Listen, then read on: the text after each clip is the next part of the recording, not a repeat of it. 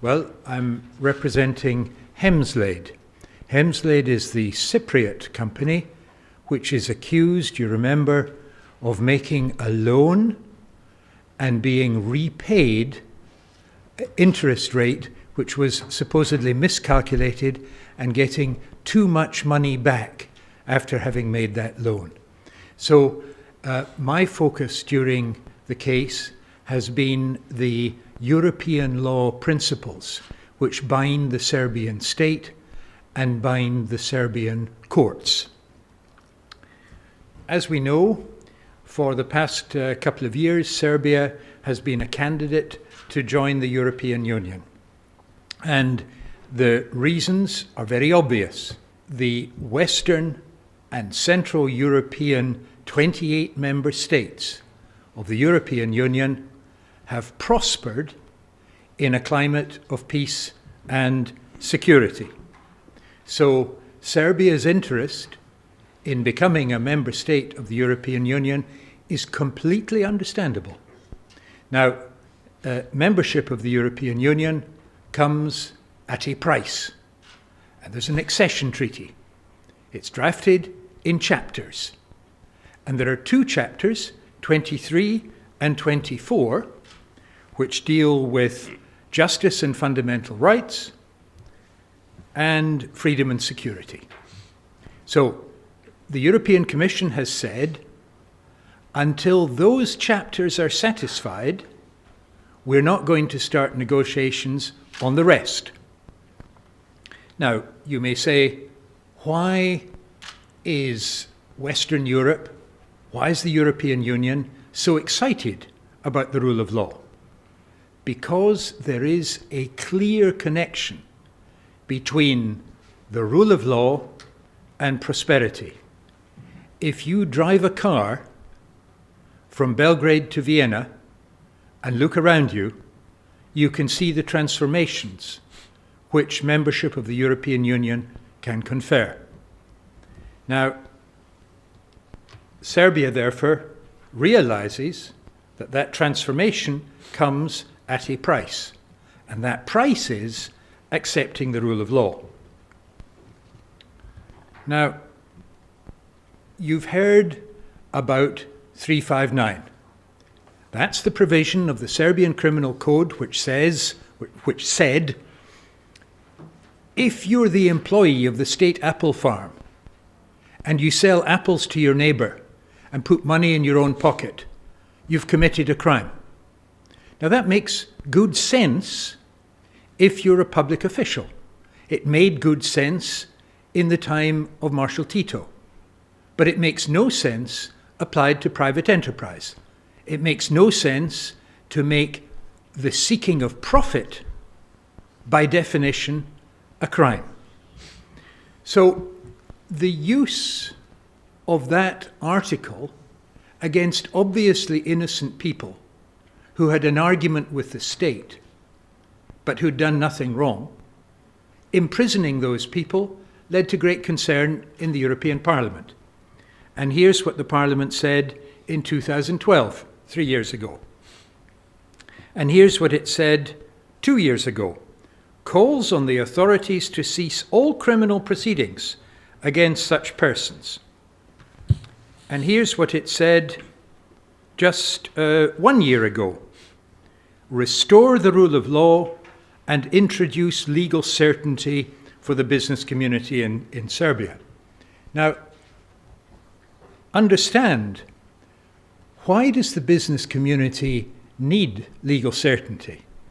Oh, because if you're a businessman or a businesswoman and you lend money, you buy, you sell, you take business risks, you need to be confident that if something goes wrong or a controversy arises, that the question is going to be decided by an independent court on its merits.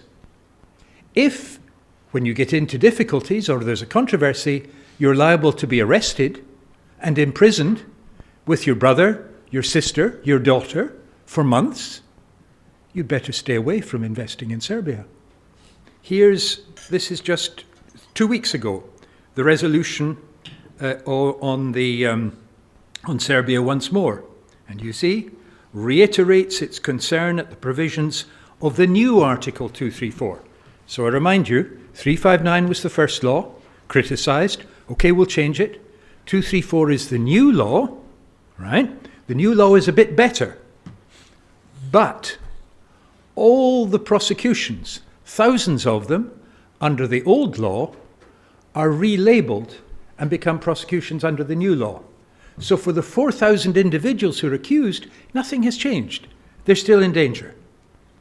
So there's the words of 359, the definitional crime, made sense under communism, and 2,200 cases, 4,000 people, relabeled as if nothing had changed. So 4,000 individuals are threatened with prison under the absurd old law. But every business person in Serbia is in danger today because they can be selected for targeting, and some of them have been. So, unless business is given legal security, business will not prosper. If it is dangerous to do business in Serbia, if you run the risk of arrest and your family runs the risk of arrest, better go to another country. That's, I think, what many business people are saying. Now then, I've told you about the old law and the supposed new law and the relabeling of the old prosecutions. Now there's another problem, and that is one of the requirements of the Human Rights Convention, a basic requirement of any democracy, is that judges are left to do their job on the merits. That's to say that the judge receives the prosecution's view, the defense view, and decides independently and impartially. Now, one of the things that must not happen is that the public authority appears to tell judges what they should do. Here are the principles, and in a moment, during the 1 year period, there were thousands of reports about Mr. Mišković, and even about Mr. Mišković's lawyers. And it's not often that I get on the front page of a newspaper, but I have had that dubious privilege because of the great media excitement. So far as we can see, 1% of the comments were sympathetic to Mišković, and more than half of them were hostile. And here's a few examples. The beginning of the end of the world for the richest Serb. 17 years in prison.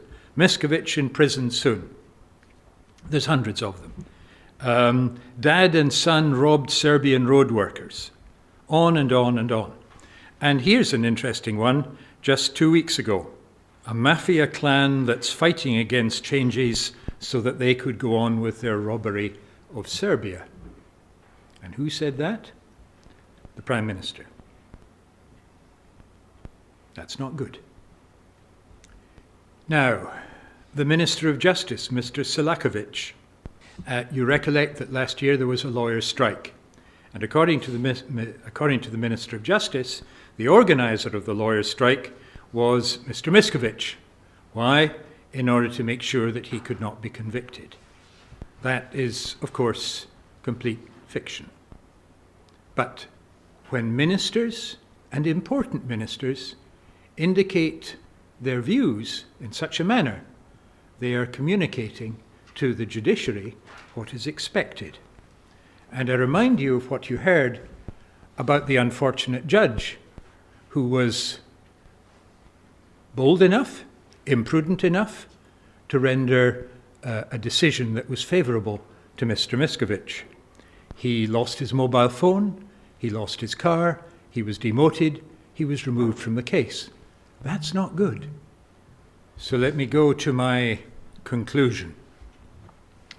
Serbia has got the obligation as a candidate state to join the European Union, and as a member of the Council of Europe, which is bound by the Human Rights Convention, Serbia is under obligations with respect to its system of justice.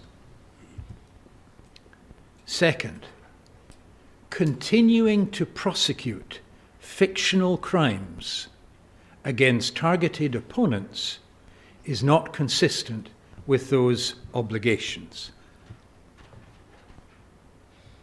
I add, if these prosecutions were to stop, the state would garner an enormous economic opportunity because Serbian workers are well educated, wage costs are good, the location of the country is excellent, it has tremendous opportunity, but the rule of law is necessary. Next, the European Parliament has spoken very clearly. The European Commission has spoken. Embassies in Belgrade have spoken. Observers are cautious in observing what's going on. And so I suggest that it would be appropriate for the state to realize that the current campaign is damaging to the prosperity of ordinary Serbian citizens. I'm here to assist the court about the relevant legal principles, the European legal principles which bind the country and bind its judges. So I end with three thoughts. The first one is the indictment should never have left the kitchen. It should never have seen the light of day. It's absurd. It's fiction.